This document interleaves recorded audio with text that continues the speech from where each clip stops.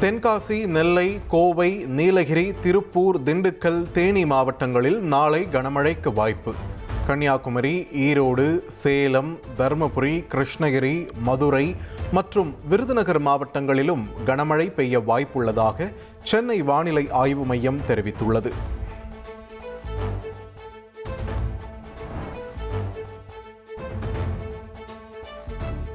சென்னையில் 2 நாட்களுக்கு மழை பெய்ய வாய்ப்பு வானிலை ஆய்வு மையம் தெரிவித்துள்ளது.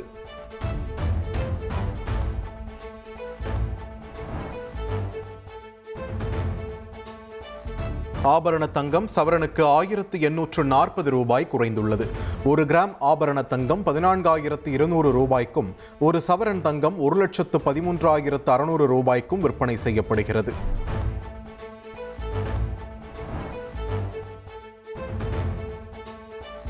தமிழகம் முழுவதும் காவல் நடை ரோந்து பணிகளை மேற்கொள்ள டிஜிபி மகேஷ்குமார் அகர்வால் உத்தரவிட்டுள்ளார். சட்டம் ஒழுங்கு தொடர்பான சிக்கல்களை கண்டறியவும் மக்களுடனான தொடர்பை வலுப்படுத்தவும் அறிவுறுத்தியுள்ளார்.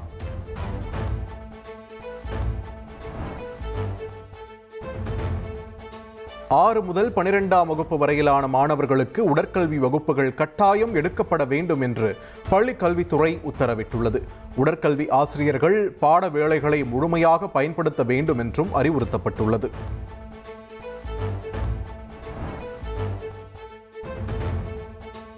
ஆம்னி பஸ்களை கிளாம்பாக்கத்தில் இருந்துதான் இயக்க வேண்டும் என்ற மாநில போக்குவரத்து ஆணையத்தின் உத்தரவை சென்னை உயர்நீதிமன்றம் அதிரடியாக ரத்து செய்துள்ளது. ஆம்னி பேருந்து உரிமையாளர்கள் சங்கம் தாக்கல் செய்த வழக்கில் உத்தரவு இடப்பட்டுள்ளது.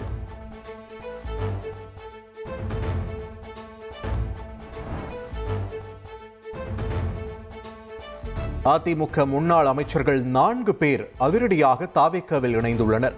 முன்னாள் அமைச்சர்கள் கடம்பூர் ராஜு, உடுமலை ராதாகிருஷ்ணன், MC சம்பத், NR சிவபதி ஆகியோர் தாவேக்காவில் ஐக்கியமாகினர்.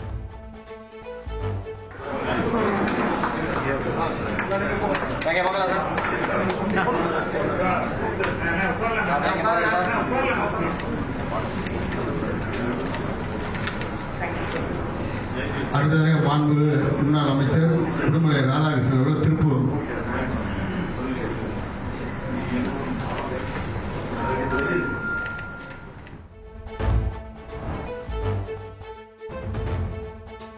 முன்னாள் MLAக்கள் 10 பேர் தாவேக்காவில் இணைந்துள்ளனர். எக்ஸ்-MLAs கோவிந்தசாமி, சுந்தரராஜ், ராஜமுத்து, மான்ராஜ், பன்னீர்செல்வம், ராஜவர்மன், R சீனிவாசன், டி-நகர் திமுக முன்னாள் MLA ஜே கருணாநிதி உள்ளிட்டோர் அமைச்சர்கள் ஆனந்த், ஆதவர்ஜுனா முன்னிலையில் தாவேக்காவில் இணைந்தனர்.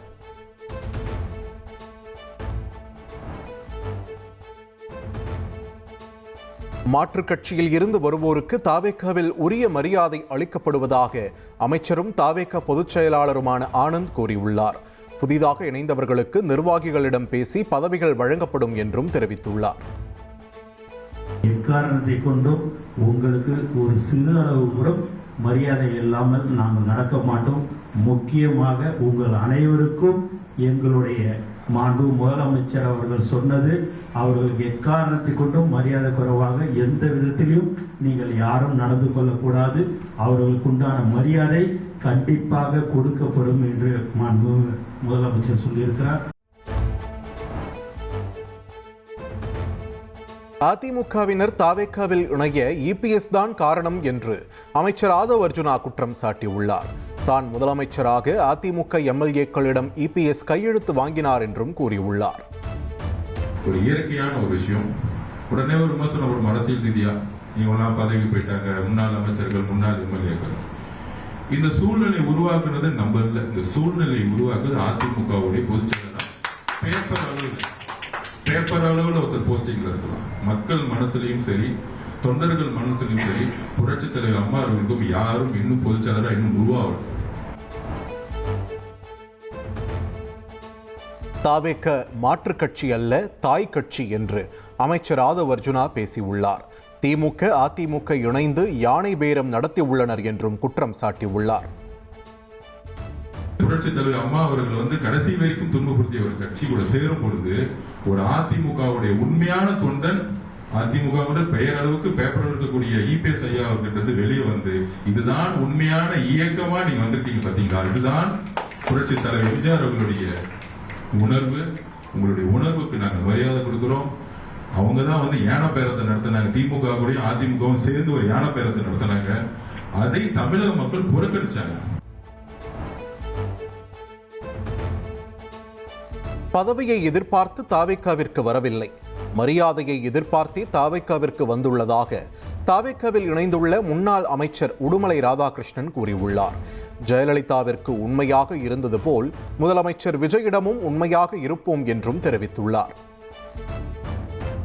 போறபோதே கேட்பாங்க, உங்களுக்கு என்ன பண்ண போறேன், ஒன்றும் பண்ண வேண்டாம், மரியாதை கொடுத்தா போறாங்க. அதை அவர் வந்த உடனே சொன்னோடனே எங்களுக்கு அதை அனைவரையும் நினைத்துக் கொள்ள வேண்டும். அனைவருமே கீழ்மட்டத்திலிருந்து மேல்மட்டம் வரை பல்வேறு காலகட்டங்களில இந்த வாய்ப்பினை நீங்கள் வழங்கியிருக்கிறது. இதற்கு உங்களுக்கு உண்மையாக உறுதியாக அம்மாவிடத்தில் எப்படி இருந்தாமோ அதே போன்று இன்னைக்கு தலைவரிடத்துல சொல்கின்ற பணியை செய்கின்ற பணியை செய்து நல்ல பெயரை எடுத்துக் கொடுத்து இவர்கள் நல்ல பெயர் எடுத்தார்கள், நல்லா செய்கிறார்கள் என்கின்ற ஒரு நிலைக்கு தான் உங்களுக்கு வரும். 2011ஆம் ஆண்டு அதிமுக வெற்றிக்கு விஜய் மக்கள் இயக்கம் உறுதுணையாக இருந்ததாக தாவேக்காவில் இணைந்த முன்னாள் அமைச்சர் கடம்பூர் ராஜு கூறியுள்ளார். எதையும் எதிர்பார்த்து தாவேக்காவில் இணையவில்லை என்றும் இனி எப்போதும் சிஎம் விஜய்தான் என்று தெரிவித்துள்ளார். அம்மா அவர்கள் 2011 முதலாக எங்களுக்கு இந்த வாய்ப்பை வழங்கினார். அந்த சட்டமன்ற தேர்தலில் நாங்கள் சந்திக்கின்ற நேரத்தில் எங்களுக்கு உறுதுணையாக இருந்தது யார் என்று சொன்னால் விஜய் நற்பணி மன்றம் என்பதை நான் இந்த நேரத்தில் நன்றியோடு நினைத்து பார்க்கிறேன். அன்பு பொதுச் செயலாளர்களுக்கு நன்றாக தெரியும். 2011 அனைத்து இந்திய அண்ணா திராவிட முன்னேற்ற கழக வேட்பாளர்களுக்கு பணியாற்ற வேண்டும் என்று சொல்லி நேரடியாக களத்தில் இருந்து பணியாற்றியவர்கள்.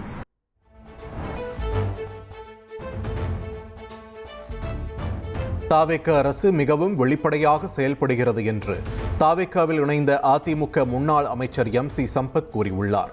தாவேக்காவை எப்போதும் விட்டுக் கொடுக்க மாட்டோம் என்றும் முன்னாள் முதல்வர் ஜெயலலிதாவுடன் இருந்தது போல் முதலமைச்சர் விஜயிடமும் உண்மையாக இருப்போம் என்றும் அவர் தெரிவித்தார்.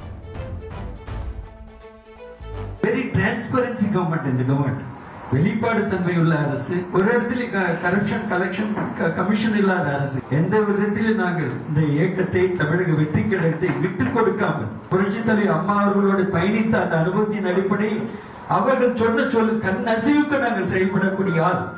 அந்த கண் அசைவுக்கு தளபதியுடைய முதலமைச்சருடைய கண் அசைவுக்கு செயல்பட்டு மாண்புமிகு பொதுச் செயலாளர் அவர்களுக்கும் அமைச்சர் பெருமக்களுக்கு நாங்கள் பெருமை சேர்த்து தருவோம் என்ற உறுதிப்பாட்டை சொல்லி எங்களுடைய செயல்பாடு முழுமையாக இருக்கும் என்ற உறுதியோடு தெரிவித்துக் கொள்கிறேன். காங்கிரஸ் கட்சி திமுகவிற்கு இழைத்த துரோகத்தை எடுத்துரைக்க வேண்டும். திமுக செய்தி தொடர்பாளர்களுடனான ஆலோசனையில் அக்கட்சியின் தலைவர் மு.க. ஸ்டாலின் அறிவுறுத்தியுள்ளார்.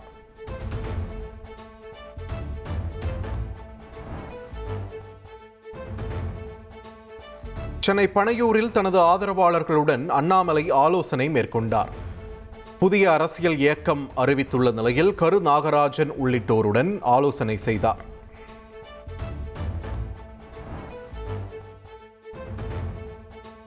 அண்ணாமலை விலகலால் பாஜகவுக்கு எந்த பாதிப்பும் இல்லை என்று தமிழக பாஜக தலைவர் நயினார் நாகேந்திரன் கூறியுள்ளார். கருத்து வேறுபாடுகளை அண்ணாமலை முன்பே கூறியிருக்கலாம் என்றும் பாஜகவில் இருந்து வெளியேறியவர்கள் திரும்பி வரலாம் என்றும் அவர் தெரிவித்தார்.